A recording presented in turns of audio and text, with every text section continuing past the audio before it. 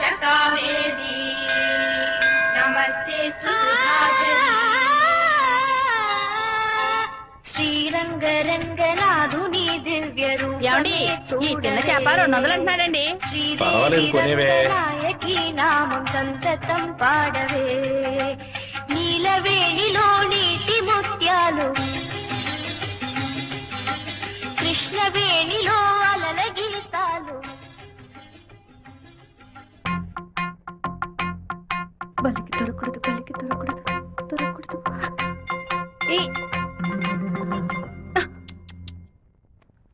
Thank God.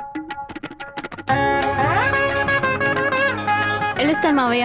జాగ్రత్తగా వెళ్ళిరామా. పిల్లల్ని స్కూల్లో దించేయమ్మా. జయంతి ఎన్ఎస్ఎస్ క్యాంప్ లోనే సెటిల్ అయిందా?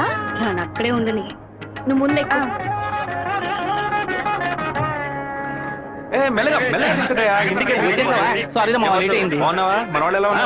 అందరూ నీకోసం వెయిట్ చేస్తున్నారు. సరే వెళ్ళి బైక్ జాగ్రత్తగా దింపించరా, వచ్చేస్తాను. అలాగే.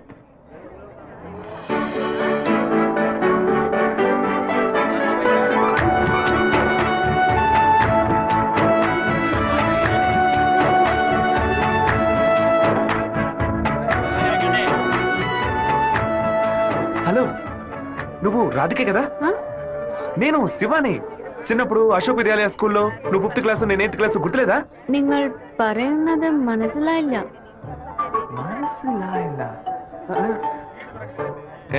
నువ్వు ఆ ఫారం కూడా రాధికవేగా? എന്താ അത്?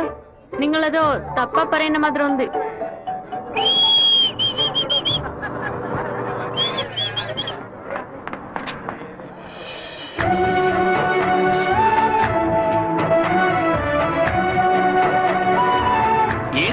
చెప్ప పెట్టుకుని అలా బస్ ఎక్కిసావేంటి?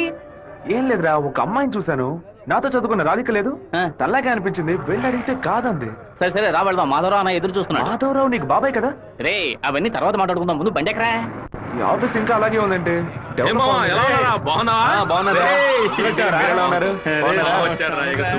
మామయ్య ఎలా ఉన్నావు? లోనికి రా. ఏమైంది మామయ్య? లోనికి రా చెప్పు. ఇక మీద నన్ను మామ అని పిలవద్దు, అన్నా అని పిలవాలి. మామయ్య ఏమైందిరా నీకు? అవునరా, ఇందాక ఏ మామ అన్నావు, ఇప్పుడు రే మామ అంటున్నావు. ఇంకా సేపు ఆగితే నీవో మామ అంటావు. ఇదిగో చూడు, ఇక్కడ నేను ఓనర్, నేను వర్కర్వే. పిలిస్తే అయ్యగారని పిలువు, లేదంటే అన్న అని పిలువు. అయితే అత్తయ్యను వదిలేని పిలవనా? నా కాపురంలో నిప్పులు పోయికురా, దాని ముందు కావాలంటే మామయ్య అని పిలువు. ఇదిగో అన్న 7 గంటల డాక్యుమెంట్స్ ఇచ్చాడు. బాబాయ్ అన్న అని పిలిచే సన్నాసురా నువ్వు. మావయ్యని అన్నయ్య అని పిలవబోయే వెధవరా నువ్వు. నువ్వు పెద్ద మూర్ఖుడు. ఊరుకున్నాం ములక్కాన్నాం. రే ఇక్కడ నాకంటూ ఒక మర్యాద క్రియేట్ చేసుకున్నాను రా. ముందెళ్ళే పని నేర్చుకోరా. సరే నువ్వు వచ్చే. ఊళ్ళో ఉన్నప్పుడు కుర్ర కుంకులతో కలిసి ముందు కొట్టడం ఎంత పెద్ద తప్పు ఇప్పుడు కదా నాకు అర్థమయ్యేసి వస్తుంది. వీరభద్రం గారు బడి తాలూకు లెక్కలు తీసుకొని రమ్మన్నారు, వెంటనే రమ్మన్నారన్నా. చివరి మధ్యలో వచ్చే పెట్టవా? దొండపోతు 32 లక్షలకి ఈ తండ్రి ఓకే అయిందరా. కాస్త ఎక్కువ అనిపిస్తాను తమ్ముడా. ఏం సుబ్బారావు, అయ్యా మన సుబ్రహ్మణ్యం గారు ఇల్లు కట్టారే, దానికి ఎంత ఖర్చు అన్నారు? 1100 స్క్వేర్ ఫీటు 8 లక్షలు అయింది అన్నాడు. అయితే 2000 చదరపు అడుగులకి ఇంచుమించు 30 లక్షలు కదా అవ్వాలి. ఇల్లు అంటే ఏదో అందం చందం అని పై ఖర్చులు ఉంటాయి. ఇది వరుసగా గదుల్లో కట్టడమే కదా. కాంట్రాక్ట్ తీసుకుంటే పెద్ద కంపెనీ అయితే వెండితో తలుపు చేసి బంగారపు తాళాలు ఇస్తాడా ఏంటి? ఆడ కాంట్రాక్ట్ అది మనకేం వద్దని చెప్పు, మనం వేరే మేస్త్రిని పెట్టి కట్టిద్దాం. వాడు కోర్టు గిట్టు అనేది ప్రాబ్లం పెడితే కోర్టుకి వెళ్ళి అక్కడే సంసారం చేస్తాడా ఏంటి? ఆడు బయటికి రావాలిగా. గుమ్మం గడే పడుకోబెట్టి గుణపం వేసేయం. ఆ కాంట్రాక్ట్ రమ్మని చెప్పు. అలాగేనా? ఈడు నిజంగానే మంచోడా లేదా అలా నటిస్తున్నాడా అని నాకు ఎందుకు అనుమానంగా ఉంది. ఈడి మీద ఒక కన్నేసి ఉంచాడు. దుండపోతా నీకు ఈ పంచ అవసరమా? స్కూల్ లెక్కల నుంచి సున్నం పోస లెక్కల వరకు వాడిని చూపించాలా? ఓ 50,000 ఓట్లు నాకు వెయ్యమని చేయి చూపించి వెళ్ళిపోయాడు. అందరికి మీటింగ్లు పెట్టి గొంత చిరిగాయలు ఆరిచి ప్రతి ఇంటికి వెళ్లి ఓటు అడిగి వాడు ఇచ్చిన కుళ్ళిపోయిన గంజిని పులిసిపోయిన పాయసాన్ని ఆ టైంలో తాగి ఇంటికి వచ్చి నోట్లో చేయి పెట్టి వాంతి తీసుకుని నేనే కదా. లేపేస్తావా? 5 లక్షలు ఇస్తాను. బయట 10 లక్షల కారు ఉంది, అది కూడా ఇస్తాను. లేపేస్తావా? నేనా? నీ వల్ల కాదు కదా. దొండపోత వీరభద్రానికి ఎదురు తిరగమంటే వెనక తిరిగి అందరూ పారిపోతున్నారు. కుక్క పని చేసి బోరు కొట్టిపోయిందిరా. ఇక మీద నక్క పని చేయటమే బెటర్. వీరభద్రం కాంట్రాక్టర్ చూడగానే నరుకుతా చంపుతాని డైలాగ్లు మాట్లాడతాడు. దాన్ని యూజ్ చేసుకుని మన రామగిరి రామరాజుతో కాంట్రాక్టర్ ని లేపేద్దాం. ఆ హత్య చేసింది వీరభద్రం అని చెప్తాం. వాడిప్పుడు అలాంటి పనులు చేయట్లేదన్నా. కొడుకు పోయిన దగ్గర నుంచి అవన్నీ వదిలేశాడు. కొడుకు పోతే ఆ లెవెల్ దిగలా అయిపోతాడు. అవును, శోకంలో కల్లా పెద్దది పుత్ర శోకం. ఆ వీరభద్రగాడు 15 ఏళ్ల క్రితం వాడు అబ్బా పోయినప్పుడు ఏడ్చుంటాడు.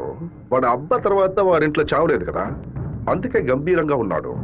వాడు చతికిల పడాలంటే వాడు కొడుకుని లేపేయాలి. ఆడి కొడుకు ఇప్పుడు ఊళ్ళోనే లేడే, తిరుపతిలో ఏదో ఉద్యోగం చేస్తున్నాడంట. మన పని ఇంకా ఈజీ అయింది. రైట్, మన తిరుపతి ఓప్లేస్ గారికి ఫోన్ కొట్టు. ఎమ్మెల్యే ఫోన్ చేస్తున్నాడు. ఎలా ఉన్నావు ఓప్లేస్? ఏంటన్నా సడన్ గా విషయం ఏంటి? ఫోన్ పెట్టేయన్నా, నేను చూసుకుంటాను. రై పీటర్ గారిని రమ్మను.